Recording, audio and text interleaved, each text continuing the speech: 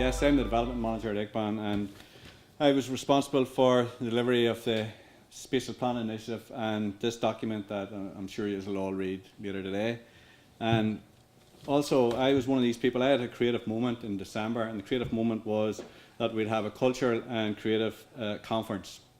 It seemed like a good idea then, but anyway, to me today we are now coming to the close of what, by all accounts, and I think by all accounts, it has been a very successful and productive conference.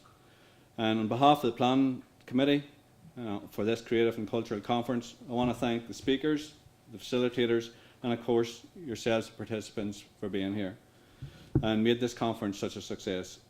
It was good to see representatives from both jurisdictions as well on the island, and from further afield, like our friend from Denmark. Thank you very much. I would like to extend my personal touch of thanks and comments about today's conference. Certainly it has been very successful in bringing out the issues and highlighting the critical need for the creative and cultural sector to the economies of the island and of the region. I would like to especially express my appreciation to the presenters.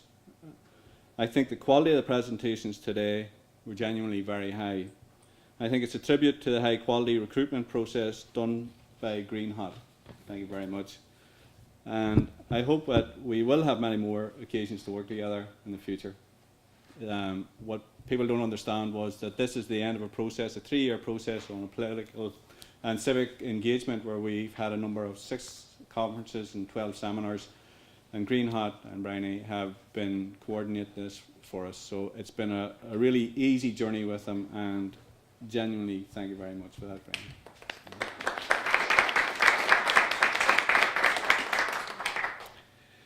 Okay, I hope today has started the ball rolling in some senses and give people food for thought and give you the opportunity to network with others. And I hope that we all start to think about being culturally intelligent.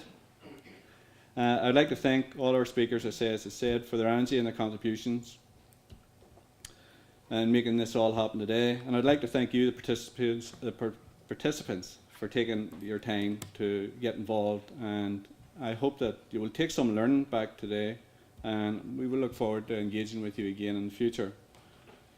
And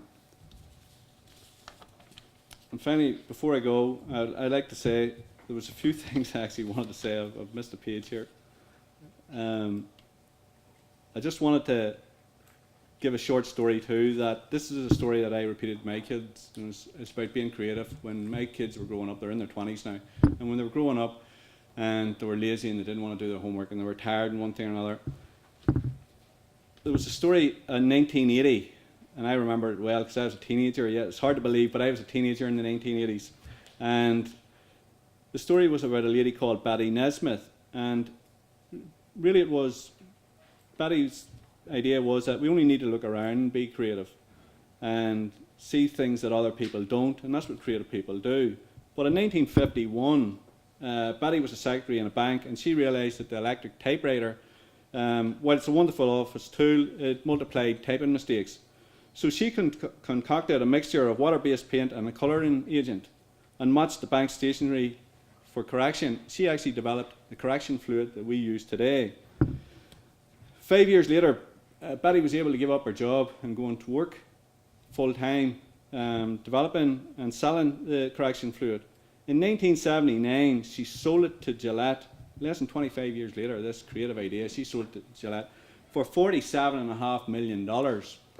And why I know the story is, if there used to be a group, and the older people will remember this, called the Monkees, and one of the lead singers, the guy with the monkey cap, was Michael Nesbitt, her son and sole heir. That's why I remember that story, particularly. You know, I think too, I want to say something just that I thought the decal ideas today, I thought decal, I'm not going to say surprised me, but it was refreshing to hear Steve McGowan talking outside the box. I knew of Stephen, I just didn't realise how good Stephen was. So I really was impressed by him talking outside the box and talking about creative entrepreneurs with economic and social challenges that they were going to align their programmes with and go forward with as well. I thought Anna Marie, we knew Anna Marie's project. Whenever I came across Anna Marie's project about 4 or 5 years ago, I thought this is really, there's no mileage in this, I thought, personally, in my ignorance. But we have had the pleasure of working with Anne-Marie for the last 4 years and seeing this project develop. And the more I got to know it, the more I got to learn, particularly about Leitrim. And I don't like to single out any one council, but they are ahead of the game, and they're able to use resources to pull down from Europe as well, funding to help them drive the creative and cultural industry, which I know you don't like the word, but for them in Leitrim, there's not going to be no direct foreign direct investment. So it's a self-help, and they've grasped the nettle, and that's how they're doing it as well. Sean Dorian, I was well aware of Sean Dorian, and I knew Sean could speak, and he spoke very well and was very impressive, and is a very impressive guy as well. And I feel that going on then as well with Elsa, I knew that Elsa, that there was similarities between ourselves and Denmark, which were important to us as we developed this framework that we had and best practice, and we were always very keen and delighted that you came to us. But also, I'd like to just extend congratulations on being appointed the new head of the Danish Cultural Institute in Brussels. Well done, and I'd say you really deserved it. You know.